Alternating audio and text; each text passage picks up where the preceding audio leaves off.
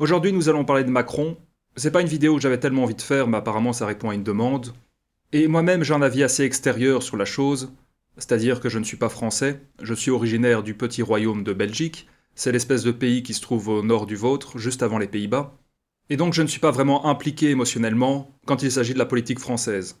J'ai un avis sur Macron, mais ce n'est pas un avis très partisan. Clairement, le thème de Macron, comme pour beaucoup de chefs d'État, si on ne prend pas en compte les étoiles fixes, on ne peut pas le comprendre. C'est-à-dire qu'on ne peut pas comprendre l'élévation de Macron si on ne prend pas en compte l'étoile fixe Régulus, dont on a déjà parlé, une étoile royale, sans doute la plus puissante des étoiles royales d'ailleurs. Il a le maître de l'ascendant Capricorne, Saturne, en conjonction avec Régulus, en maison 8, notamment la maison des finances, des capitaux. Donc déjà, juste avec cette information-là, on sait qu'il s'agit de quelqu'un d'extrêmement ambitieux, qui va s'élever à une position supérieure, notamment en lien avec le monde des finances, des capitaux, le monde de la banque, entre autres. Parce qu'une des autres significations de la maison 8, c'est l'ésotérisme, les choses cachées. Mais ici, il s'agit de quelque chose de beaucoup plus pragmatique, qui est aussi d'ailleurs mis en évidence par la position de la Lune en taureau. Une autre étoile fixe très importante dans le thème de Macron, c'est Bungula, qui est une étoile bénéfique de la nature de Vénus qui se trouve au milieu du ciel. C'est-à-dire qu'il est littéralement né sous une bonne étoile. Mais on a aussi Sinistra avec le Soleil et Mercure. Je vais dire ce que ça signifie juste après. En attendant, voyons quelles sont les planètes dominantes. On a ici Uranus, qui est la planète culminante, c'est-à-dire la plus proche du milieu du ciel. Elle est très puissante. On a aussi Mercure, qui est en conjonction exacte avec le Soleil. Et donc, avec ces deux dominantes-là, on peut déjà deviner que c'est quelqu'un de très vif d'esprit, mais aussi de très nerveux, quelqu'un qui est très intellectualisé, qui se projette dans le futur, mais avec un risque d'utopie et de déconnexion de la réalité. Mais ceci est quand même compensé par l'ascendant Capricorne et, encore une fois, la présence de la Lune en taureau. Ça fait d'ailleurs un drôle de mélange parce que Uranus le pousse à une forme de progressisme, tandis que le Capricorne lui donne un côté conservateur, assez vieux jeu à certains égards, et cette ambivalence-là, on la retrouve bien dans la ligne politique de Macron, comme on va l'évoquer juste après. Avant d'aller plus avant dans l'analyse de son thème, donnons un rapide aperçu biographique. Il vient d'un milieu bourgeois, mais pas une vieille bourgeoisie, pas la grande bourgeoisie qui remonte à des siècles, c'est plutôt une bourgeoisie du type nouveau riche, c'est-à-dire qu'il est d'ascendance paysanne récente. Il n'y a pas de mal à ça, évidemment. Mais ce qu'on peut remarquer dans ces milieux-là, c'est une tentative de compenser et d'être un peu snob de ce fait-là. Il est vif d'esprit, il a un côté artiste puisqu'il a pratiqué le piano pendant 10 ans au conservatoire d'Amiens. C'est un sportif aussi, il pratique le ski, le tennis, la boxe française, le football. Il a étudié la philosophie avant d'entrer à l'ENA. Et ici, le côté sportif et en même temps l'intérêt pour la métaphysique, la philosophie, c'est la dualité très connue du signe des Sagittaires. C'est quelque chose qu'on retrouve très souvent. Et aussi l'influence de l'étranger. Et je crois que Macron a essayé de faire carrière aux États-Unis, mais ça a capoté, il est revenu en France, si je ne me trompe pas. Il a commencé sa carrière comme inspecteur des finances, puis il est devenu banquier d'affaires chez Rothschild. Il a été nommé ministre de l'économie, de l'industrie et du numérique sous la présidence de Hollande. Comme je l'ai évoqué dans ma vidéo sur les progressions secondaires, il doit son élévation à Jacques Attali. Et d'ailleurs, on voyait que les progressions, les directions les plus importantes coïncidaient avec sa rencontre avec Attali et non avec son élection en tant que président. Sa ligne politique est la suivante, gauche des valeurs et droite de l'économie. Mélange de progressisme et de conservatisme, sont ni de gauche ni de droite, selon moi, c'est le pire de la gauche avec le pire de la droite. C'est-à-dire le pire de la gauche idéologique, avec des idées un peu irréalistes, comme quoi on pourrait accueillir toute la misère du monde, ce genre de choses-là, et le pire de la droite, c'est-à-dire l'économie un peu néolibérale, avec la privatisation, le struggle for life, etc. Donc au final, Macron, c'est un banquier idéaliste. Et ce qui est particulièrement intéressant dans cette carte, c'est l'opposition exacte d'Uranus en 10 à la Lune en taureau en 4. Et cette opposition-là signifie notamment l'opposition de la Startup Nation voulue par Macron face au mouvement des Gilets jaunes, c'est-à-dire face à la France des campagnes, enracinée, c'est-à-dire la part la plus saine de la population.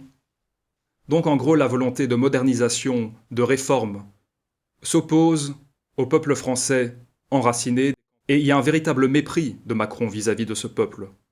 Non seulement du mépris, mais aussi de la violence. Comme on le voit ici, il a Mars en maison 7, en Lion, en carré à cette lune. Eh bien ce peuple est réprimé dans la violence par des actes tyranniques.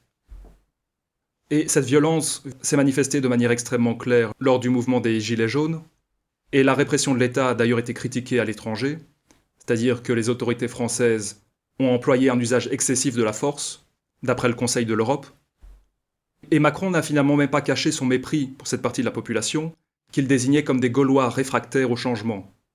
Et ce qui est intéressant à dire, c'est que pendant la révolte des Gilets jaunes, le soleil progressé de Macron était à l'opposition exacte de son Mars radical. C'est-à-dire pour ses 41 ans, le soleil était exactement ici, à 11 degrés du Verseau, à l'opposition de Mars, ce qui a activé la violence répressive de Mars dont on a parlé. C'est là qu'il s'est révélé être un véritable tyran. Et la position de Mars en Lion en maison 7, ça signifie sans doute que son conjoint, c'est-à-dire Brigitte Macron, a un ascendant sur lui.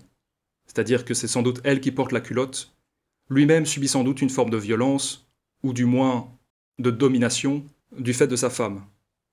Comme le dit Cépharial dans son manuel, querelle et danger dans l'état matrimonial, dans un horoscope masculin, la femme est souvent une virago portant une main de fer dans les affaires domestiques, industrieuse mais dictatoriale.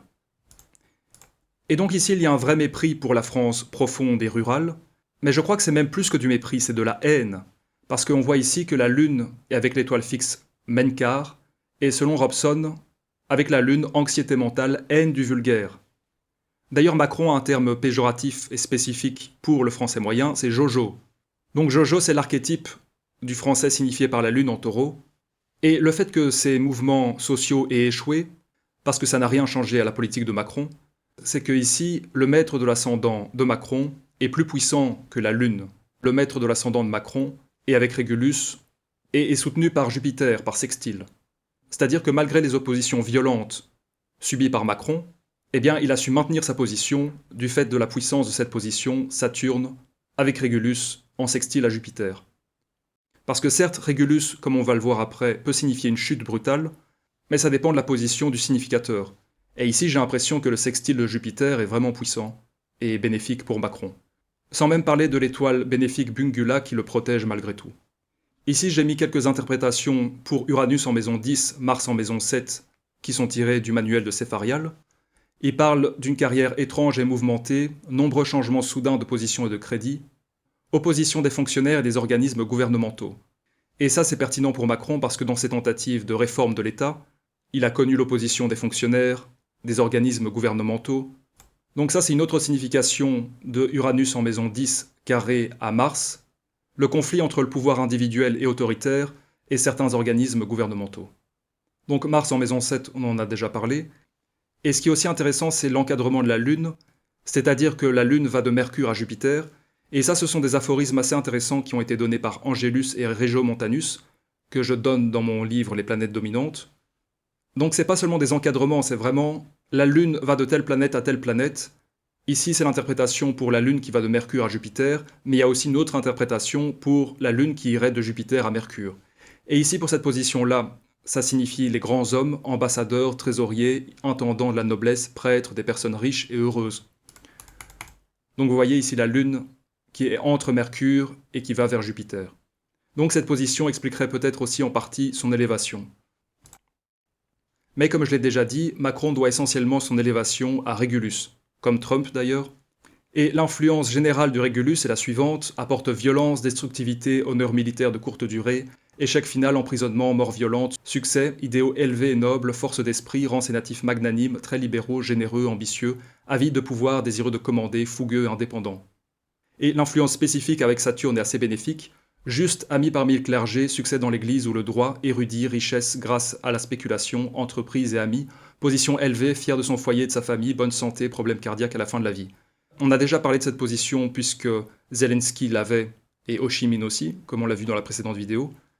Donc c'est une position assez forte, et le sextile à Jupiter, j'ai l'impression, annule quelque peu le risque d'emprisonnement, de mort violente. Par contre, les problèmes de cœur, eux, sont plus probables. Ça parle bien ici d'érudition et de richesse grâce à la spéculation. Ça, c'est assez pertinent pour Macron, puisqu'il est à la fois érudit, c'est quelqu'un qui est quand même assez vif intellectuellement et qui, très jeune, a lu énormément, notamment du fait de sa grand-mère, et les grands-parents sont entre autres signifiés par Saturne. Il est devenu riche grâce à la spéculation, et aussi du fait d'amis, c'est-à-dire qu'encore une fois, son élévation, il a droit à un ami, qui est Jacques Attali. Et donc, le thème de Macron paraît très faible a priori, mais si on prend en compte Régulus, directement on se rend compte que c'est un thème assez fort. C'est-à-dire que c'est quelqu'un qui malgré tout s'est accroché au pouvoir. Il a aussi Milieu du ciel avec Bungula, qui est une étoile de la nature de Vénus et de Jupiter, apporte bienveillance, amis, raffinement, une position honorable. Faut toutefois dire qu'avec le soleil, influence spécifique, Robson dit que ça rend envieux, égocentrique, alors peut-être qu'il y a un peu de ça aussi dans le cas de Macron. Quoi qu'il en soit, il a le soleil et Mercure exactement sur l'étoile Sinistra, qui, selon Robson, confère une nature immorale, mesquine et négligée. Il a la lune avec Menkar, comme on l'a déjà dit, avec la lune anxiété mentale, haine du vulgaire, mauvaise volonté des femmes, danger provenant des voleurs, maladie pour le natif et sa famille, perte du conjoint d'un proche parent, querelle, perte juridique, legs et héritage accompagnés de nombreux malheurs. Mauvaise volonté des femmes, à mon avis, comme on l'a déjà dit, il se fait un peu dominer par Brigitte. Mais il faut dire aussi que c'est sans doute Brigitte qui lui a donné la motivation et l'énergie pour arriver là où il est arrivé. Souvent, quand Mars est en maison 7, le conjoint, tout en étant dominateur, peut aussi stimuler la personne et la pousser à aller au-delà de ce que la personne aurait atteint par elle-même. On a aussi Uranus avec Kipha Austral, esprit vif, rusé, dangereux, anormal, capable de lire dans les pensées, blessant toujours les autres, susceptible de commettre des crimes non découverts, passion violente mais grand contrôle, vengeance secrète, fin de vie en asile ou en prison. Encore une fois, il ne faut pas exagérer cette influence quand on parle de l'asile et de la prison. Je ne dis pas que c'est impossible, mais il y a quand même des forces dans le thème de Macron qui compensent ces influences-là, notamment Bungula. Maintenant, voyons les degrés symboliques. Il a le Soleil et Mercure sur ce degré-là, une bêche sortant de la Terre, degré de découverte, esprit capable de soutenir un travail pénible et important à qui les secrets noirs de la nature seront révélés. Quelle que soit la route qu'il prendra, son travail sera difficile et long, mais finalement le succès couronnera ses efforts. Doué d'un esprit incisif et d'un but déterminé, il dédaignera les conseils d'amis pour ne se fier qu'à son intelligence et à ses efforts. C'est assez intéressant parce qu'on parle ici malgré tout d'une grande force de travail, d'un esprit vif et incisif, ce qui est notamment montré par Mercure et Uranus, comme on l'a déjà dit. Et d'ailleurs ces planètes-là, en plus de lui donner cet esprit vif, doivent le rendre un peu nerveux et agité, ce qui est un peu compensé par l'ascendant en Capricorne. D'ailleurs j'ai oublié de le dire, mais son ascendant en Capricorne est dans le 3e décan de Saturne, et selon Cépharial, ce décan donne une disposition fière et froide. Le combat de la vie sera difficile car la nature est trop égocentrique et dépourvue de toute sympathie. C'est ce que Cépharial dit. Dans le cas de Macron, ça peut être pertinent. C'est aussi un décan qui parle de difficultés avec les enfants. Évidemment, Macron n'a pas d'enfants, mais Élisabeth II, la reine d'Angleterre, avait aussi l'ascendant dans ce décan-là, et on sait, elle, qu'elle a eu de graves problèmes avec ses enfants. Ce degré parle aussi d'un attrait possible pour l'agriculture ou l'archéologie. Pour Macron, ce n'est pas très pertinent, à ma connaissance. Par contre, il faut dire aussi que le Premier ministre belge actuel, Bart De Wever, a son soleil aussi sur ce degré, et lui-même est historien, et passionné par la Rome antique, et sans doute aussi par l'archéologie, donc d'une personne à l'autre, ça peut être plus ou moins pertinent. Un degré un peu plus intéressant pour Macron, c'est le degré de Jupiter. Ici, Jupiter dispose des 4 planètes en Sagittaire, le Soleil, Mercure, mais aussi Vénus et Neptune. Et d'ailleurs, Macron était surnommé Jupiter à une époque, je ne sais pas exactement pourquoi. Et le degré activé est le suivant. Un chien debout sur un os dépouillé. En face de lui, 2 chiens à demi-morts de faim. Degré d'indolence. Caractère très égoïste et jaloux, inutile à ses amis, et cornifleur. Ça veut dire pique-assiette. Le caractère est indolent, son manque d'énergie est suppléé par la finesse et la subtilité. Aussi trouve-t-on toujours les moyens de vivre, mais on achète son confort au moindre prix, et l'on est souvent une espèce de mendiant respectable. Ça, c'est assez intéressant, cette notion d'indolence compensée par la finesse et la subtilité. C'est vrai que Macron, l'impression qu'il donne, c'est quelqu'un qui maîtrise très bien la langue de bois, qui parle beaucoup, qui a des idées sur tout, et qui parle assez bien, d'ailleurs à certains égards, enfin pour un politicien du moins, c'est-à-dire parler beaucoup pour ne rien dire. Mais derrière ça, quand on voit les résultats qu'il a obtenus, le bilan est assez maigre. Enfin, ma connaissance de ses mandats est assez limitée, donc je vous laisse en juger. Il a aussi Saturne, le maître de l'ascendant sur ce degré-là, une fête ou une occasion pour la réunion de villageois en costume de gala, c'est-à-dire des villageois endimanchés. Degré de festin, caractère sociable, aimable et souple, capable de s'adapter à son milieu, aimant les distractions de toutes sortes et les fêtes, d'où une promesse d'amitié et de bonheur, car on se fera beaucoup estimer pour son esprit jovial. Et il a aussi le milieu du ciel sur le degré suivant, une femme en robe à traîne, jouant avec une baguette autour de laquelle un serpent est enroulé. Degré d'attraction, nature aussi intelligente que rusée, capable de s'imposer en persuadant comme en fascinant. On lui donnera une position élevée ou un poste de confiance. Le succès lui viendra par son charme personnel et son pouvoir magnétique. Il y a un peu de vrai là-dedans, je pense, parce que Macron a su charmer notamment les personnes qui lui ont permis de s'élever. Voyons maintenant les influences à l'œuvre pour 2026 en ce qui concerne Macron. Les directions pour ses 48 ans sont les suivantes. L'ascendant progressé, trigone à Saturne natal. Selon Robson, gravité, sobriété, amis âgés et gains par eux, gains par le travail, le labeur, héritage, propriété, achat ou vente d'une maison. L'ascendant progressé sextile Jupiter natal, gaieté, contentement, bonne santé, succès général, estime publique, augmentation du crédit, bienfaits venant de personnes éminentes, fortune par des étrangers, succès dans les études, avancement sur le plan religieux, héritage inattendu, mariage ou naissance d'un enfant. Donc, ici a priori, les directions ne sont pas mauvaises. Il faut dire que l'ascendant, c'est pas non plus le significateur le plus puissant, mais malgré tout, ça a son importance. Et son heure de naissance est assez précise, donc je pense que c'est pertinent. J'ai l'impression qu'ici, l'ascendant progressé sextile Jupiter, ça pourrait lui donner un certain rayonnement, pas sur le plan interne, mais sur le plan international. C'est-à-dire que je crois qu'il est bien perçu par les autres dirigeants européens. Et ici, de manière intéressante, ça parle d'héritage, d'achat ou de vente d'une maison. Et une autre direction importante semble confirmer que l'année 2026 n'est pas une mauvaise année pour Macron, c'est le fait que la Lune dirigée symboliquement arrive sur Jupiter natal. C'est-à-dire que si on dirige la Lune de 48 degrés, correspondant aux 48 ans de Macron, la Lune arrive sur Jupiter. D'après Robson, bonne santé, gaieté d'esprit, plaisir, honneur et richesse, avancement, accroissement des affaires, position d'autorité, succès dans la profession, aide de gens de métier, chance dans les affaires judiciaires et les voyages, triomphe sur les ennemis, nouveaux amis influents, mariage.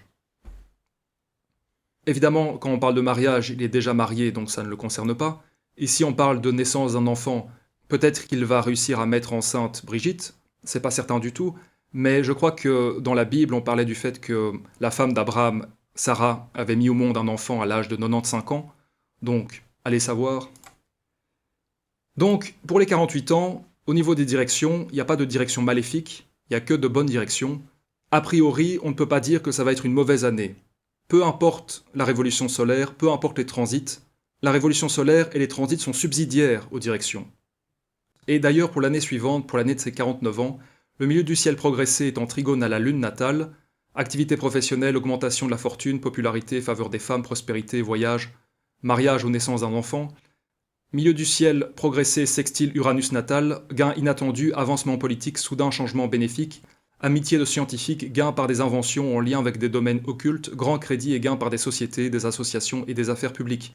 Je pense personnellement que ça signifie que Macron va très bien réussir sa conversion, c'est-à-dire que comme il ne sera plus président, il va trouver un poste en vue rémunérateur et avantageux, je pense. Peut-être devenir le PDG d'une entreprise, quelque chose comme ça. Donc encore une fois, c'est pas du tout des influences néfastes. Voyons maintenant sa révolution solaire pour 2025. Il aura son anniversaire en décembre.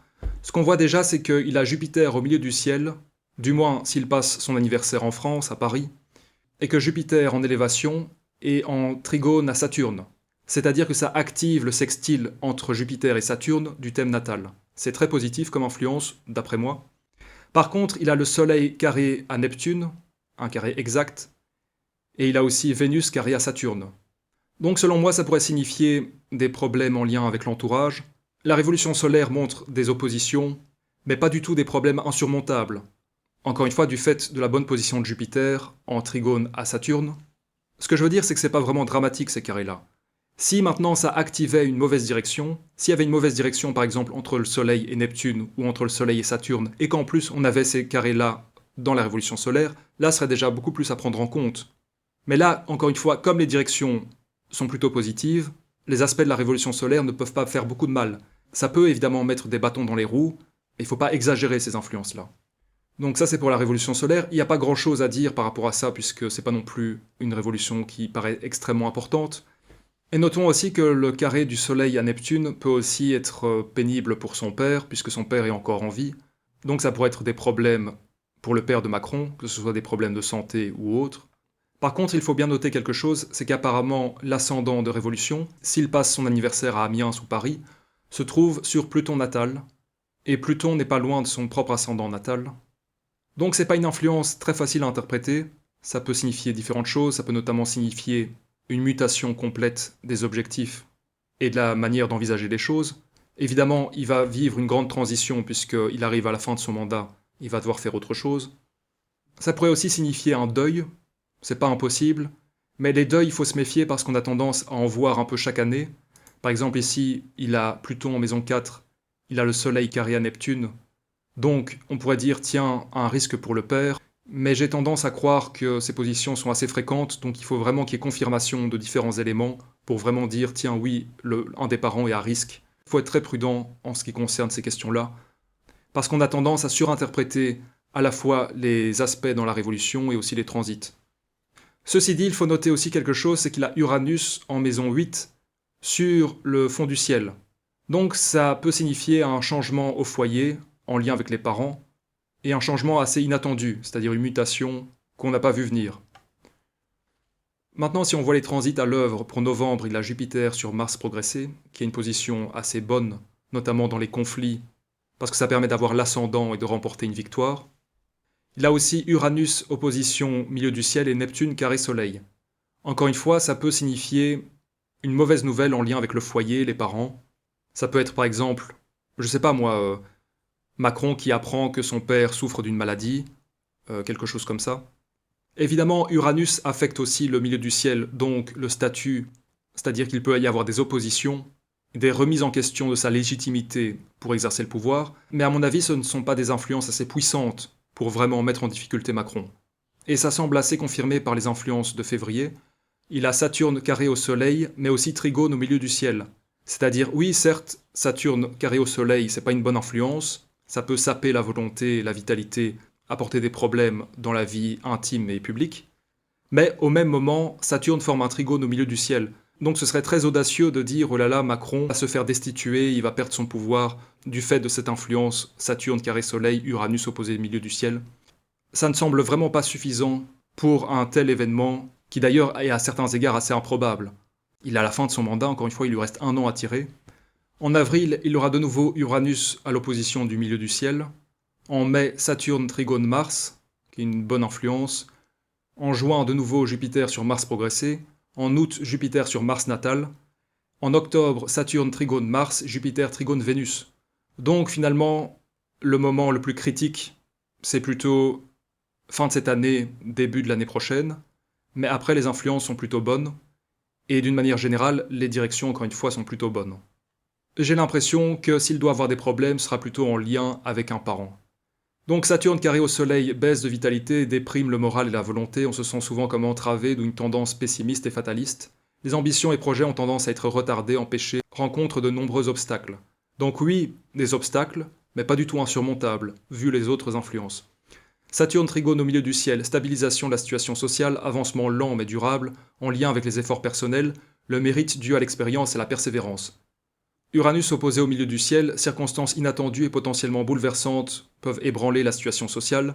Ces influx peuvent perturber les nouvelles entreprises et rendre difficiles les projections à long et à moyen terme vu le risque d'instabilité. En cas d'opposition, événements imprévus au foyer en lien avec les parents. Parfois déménagement soudain et forcé. Et en fait, ici, ce que je suis en train d'expliquer, ça fait référence à une règle très importante en astrologie prévisionnelle, mais qui est malheureusement négligée par la plupart des astrologues. C'est celle qui est donnée par Raphaël, un astrologue anglais du 19e siècle, un des meilleurs astrologues de cette époque-là. Les autres astrologues de cette époque disent la même chose, mais c'est lui qui l'a formulée de la manière la plus claire.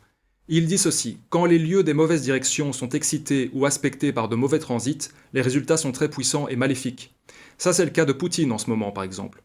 Lui, il a de mauvaises directions et de mauvais transits, puisque son Soleil progressé est sur son Mars radical, et en même temps, dans la révolution solaire, Saturne forme un carré exact à Mars radical, et donc au Soleil progressé.